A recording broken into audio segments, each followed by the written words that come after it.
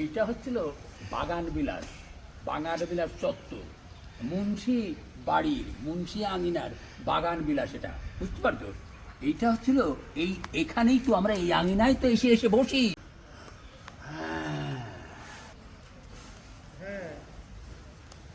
আরে ভাই, তুমি যাই এইরকম করো না করো, এইটা তো বুড়ো হয়ে গেলে তোমরা বুঝবা। এখন কি বুঝবে? আমরা এখানে কবিতা পড়ার আসর তৈরি করি, কথা বুঝতে পেরেছ?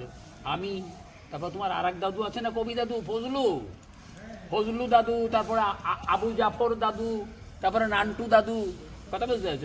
এরা সবাই এখানে এসে আমরা কবিতা পাঠের আসর তৈরি করি, গান গাই, কথা বুঝতে পেরেছ? আর ওই দেখো, ওই দেখো, ওই দেখো, এই ছবিটা আঁকছে আমাদের গ্রামেরই আকরাম ডাক্তার। দেখো তো কত সুন্দর হয়েছে, দেখেছো? উনি শিল্পী ছিল, এই কদিন আগেই মারা গেছে।